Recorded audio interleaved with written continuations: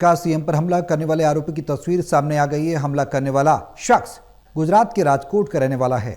हमला करने वाले आरोपी का कोई परिजन जेल में है। उसको छुड़वाने के लिए वो अर्जी लेकर आया था।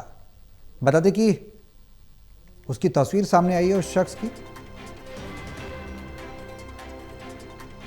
राजकोट का रहने वाला बताया जा रहा है, गुजरात के। सीएम पर हमला करने वाले आरोपी की तस्वीर भी हम आपको दिखाने जा रहे हैं।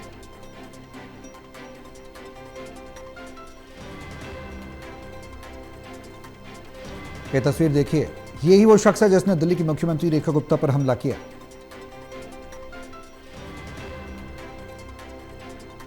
हालांकि बताया जा रहा है हमला करने वाले के आरोपी के परिजन जो है वो कोई परिजन जेल में है। बताया ये भी जा रहा है कि वो डॉग लवर है। हालांकि जांच के बाद क्या कुछ निकलकर सामने आएगा, इस सवाल है। इस पर तस्वीर तभी हो पाएगी। पुलिस लगातार पूछताछ कर रही है कि इसका किस मकसद से इसने मुख्यमंत्री पर हमला किया।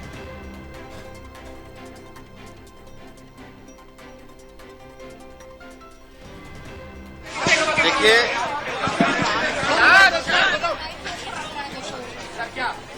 सुबह जन सुनवाई के दौरान मुख्यमंत्री जिस तरह से जनता के बीच में रह के लगातार बात करती हैं, वो बात कर रही थी। ऐसे में एक शख्स उनके पास आता है, कुछ कागज आगे रखता है और अचानक उनका हाथ पकड़कर उनको खींचने की कोशिश करता है। और उस दौरान थोड़ी सी धक्का मुक्की जो होती है, तो कुछ सर उनका शायद हल्का सा लगा है किसी कोने पे, और उसके बाद तत्काल लोगों ने उसको पकड़ लिया है। कौन है वो आदमी, क्या उसकी जानकारी है, पुलिस जांच पड़ताल कर रही है। तो मुझे लगता है कि आपको तब तक रुकना चाहिए जब तक पुलिस जांच पड़ताल ना कर ले, उसके बारे में जानकारी ना मिल जाए, क्योंकि लगातार उसकी एक बार जांच पड़ताल हो जाए। मुख्यमंत्री की हालत अभी स्थिर है, डॉक्टर्स उनको देख चुके हैं। कुछ उनको नहीं, मैंने बताया ना कि सदमा जरूर लगा है, जिससे उनको थोड़ी चिंता हुई है। लेकिन हमने मुख्यमंत्री से मैं मिलकर आया हूँ, और उस बहन को, मजबूत महिला है वो जानती हैं कि उनकी कमिटमेंट दिल्ली के लिए है, और उन्होंने इस बात को स्वीकार किया है कि मैं अपने रोजमर्रा के कामों से नहीं रुकूंगी। नहीं, ऐसा लगता है कि उनके सर पे हल्का सा कुछ लगा है, अब वो कोना टेबल नहीं, पत्थर थप्पड़ जो चला रहे हैं वो फैब्रिकेटेड है, लेकिन टेबल का कोई कोना या कुर्सी का कुछ कोना सर पे जरूर ऐसा लगता लगा है, इसकी उनको शिकायत चल रही है। लेकिन मुख्यमंत्री बहादुर महिला है, हमारी बहन है, स्थिर है। थोड़ी मुझे लगता है और थोड़ा सा समय दीजिए, वो आपके बीच। हमारी मुख्यमंत्री जनता के बीच की महिला है, बहन है, वो जनता के बीच में जल्द आपके सामने हाथ पकड़कर उसने खींचने की कोशिश की। मुझे लगता है पुलिस अपनी जांच कर रही है। पुलिस नहीं, ऐसा मेरे कहने से नहीं होगा ना। पुलिस को जांच करने दीजिए, उसके पूरे पहलू को देखने दीजिए। उसका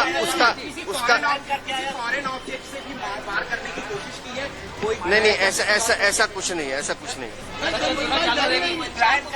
देखिए, मुझे लगता है मंशा इस तरह की कोई मंशा अगर होगी तो पुलिस की जांच में सामने आएगा। लेकिन एक बात तो ये है कि राजनीति में इस तरह की घटनाओं का होना निंदनीय है, और जिस तरह की घटना इस बहन मुख्यमंत्री के साथ हुई है, मैंने जैसे सुबह भी कहा है, मैंने जैसे सुबह भी कहा है कि ये बहन हमारी 18 घंटे जनता के बीच में काम करती है, और इनके स्वभाव में है कि जनता से जाके मिलती है। तो उसका अवसर उस अपराधी ने उठाने की कोशिश की है, क्योंकि इनका स्वभाव है कि ये प्यार से तो भाई बहन करके जैसे मिलती हैं, उसका अवसर उठाने की कोशिश की। लेकिन पुलिस जांच कर रही है, जो भी दोषी होंगे या इसके पीछे जो लोग होंगे, सामने आने पे आपके सामने जन सुनवाई चलती रहेगी। मैं कह नहीं सकता प्लान करके आया, लेकिन अचानक एग्रेसिव हुआ तो पता चलेगा। जन सुनवाई चलती रहेगी, और बहन हमारी मुख्यमंत्री अभी आराम कर रही है, लेकिन उन्होंने ये कहा है कि मैं अपने कार्यक्रम रद्द नहीं करूंगा। माननीय मुख्यमंत्री जी के ऊपर जन सुनवाई के दौरान जो हमला किया गया, मैं इसकी कड़े शब्दों में निंदा करता हूं।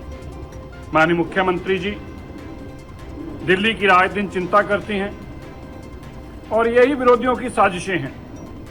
उनसे ये बर्दाश्त नहीं होता कि एक मुख्यमंत्री कितने घंटे पब्लिक के बीच में रहता है, जनता को आमतौर पर मिलते हैं, अपने निवास स्थान पर जिसका दिल करता हो आके मिल सकता है। यही कारण है कि इसके पीछे कोई राजनीतिक साजिश की बू आ रही है। जल्द ही दिल्ली पुलिस इसकी इन्वेस्टिगेशन कर रही है, सारे तथ्य सामने आएंगे। देखिए, मैं बहुत ही दुख की बात है कि रेखा जी जो इस प्रदेश की मुखिया भी हैं, सीएम हैं, अगर उनके साथ इस तरीके की घटना हुई है तो हम सबको उसके लिए खेद भी है और हम ये भी चाहेंगे कि जो भी इसका जिम्मेदार है उसको कड़ी से कड़ी सजा भी मिलनी चाहिए। लेकिन ये उस बात की भी पोल खोलता है कि आज दिल्ली में न सिर्फ महिलाएं बल्कि कोई भी व्यक्ति सेफ नहीं है और सेफ्टी के लिए दिल्ली में लोग आते हैं, लेकिन जिस तरीके का व्यवहार, जिस तरीके का दुर्घटना आज रेखा जी के साथ हुई है, ये इसकी जितनी भर्त्सना की जाए उतना कम है। लेकिन साथ ही साथ मैं आगाह भी करना चाहता हूं कि आप लोगों को जागना चाहिए, महिला सुरक्षा की तरफ ध्यान दिया जाना चाहिए। हमारे सहयोगी विशाल सिंह हमारे साथ हैं फोन लाइन पर ज्यादा जानकारी के लिए। विशाल, इस पूरे घटनाक्रम में अब तक जांच कहां तक पहुंची है, क्या कुछ जानकारी आपके पास? सर देखिए, जांच जो है वो अभी भी चल रही है, लेकिन कई सारी कड़ियां जो है इस मामले में खुल चुकी हैं। सबसे पहले जो आरोपी है राजेश खिमजी, जो कि गुजरात के राजकोट का रहने वाला है, 41 वर्ष उसकी आयु है। अब इसके हमले के पीछे की दो अलग अलग एंगल से मंशा जो है निकाली जा रही है। आम आदमी पार्टी ये दावा कर रही है कि गुजरात में जो उसकी मां से, आरोपी की मां से जो बातचीत हो पाई है, उसके अनुसार ये पता लगा है कि जो हमलावर था वो एक डॉग लवर था।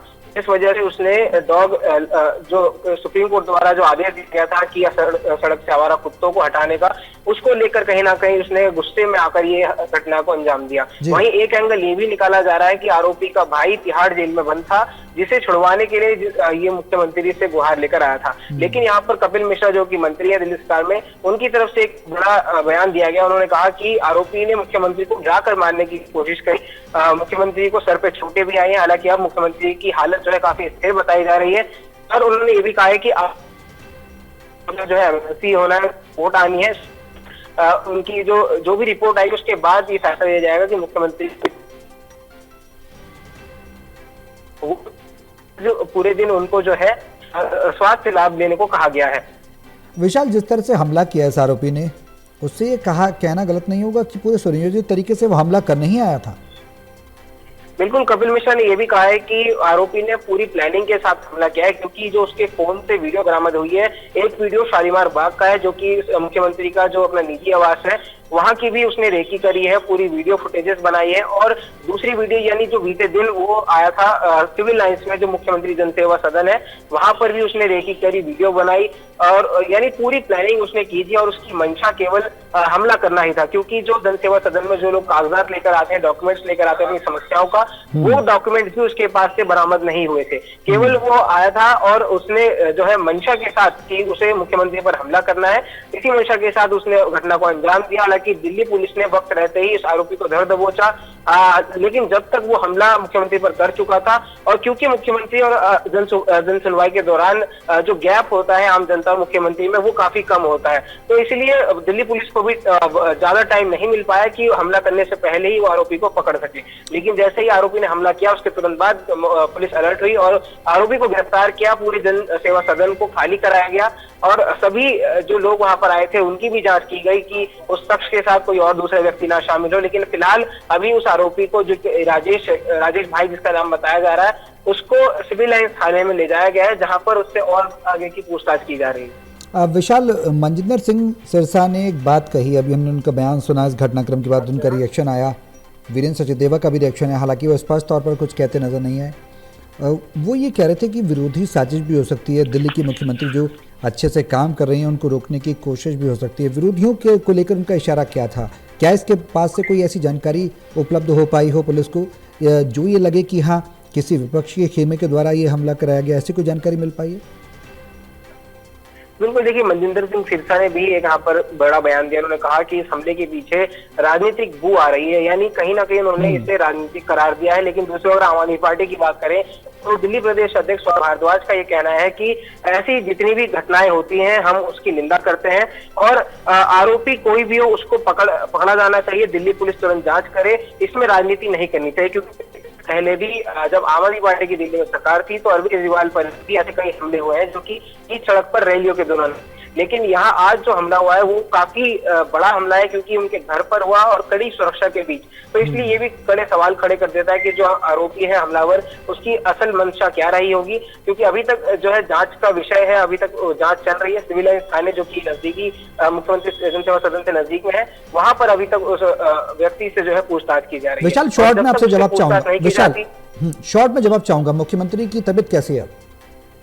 देखिए, उनकी तबीयत की बात करें तो कपिल मिश्रा का कहना है वो उनसे मिल के आए हाल ही में और उनकी हालत अभी स्थिर है, लेकिन उनको एक सदमा जरूर लगा है, क्योंकि वो आम लोगों से मिलकर उनकी समस्याएं सुनती हैं बिल्कुल अपने परिवार की तरह। लेकिन ऐसे में उनके परिवार का व्यक्ति अगर कोई ऐसी घटना को अंजाम देता है तो ये जाहिर तौर पर किसी भी व्यक्ति के लिए सदमे से कम नहीं है। अभी मुख्यमंत्री की हालत तो बिल्कुल सही है, उनका स्वास्थ्य सही है, लेकिन उनकी एमएलसी रिपोर्ट अभी आना बाकी है। उनकी मेडिकल टीम जो है उनकी जांच में लगातार जुटी हुई है और हर घंटे उनकी जांच भी की जा रही है। चलिए, उम्मीद करेंगे कि बहुत कुछ कार्रवाई हो, इसमें बड़ी कार्रवाई हो, जिससे कि नज़ीर पेश हो कि इस तरह से हमला मुख्यमंत्री पर नहीं किया जा सकता आने वाले समय में, और सुरक्षा भी सुनिश्चित की जाए। बहुत शुक्रिया विशाल तमाम जानकारी के लिए।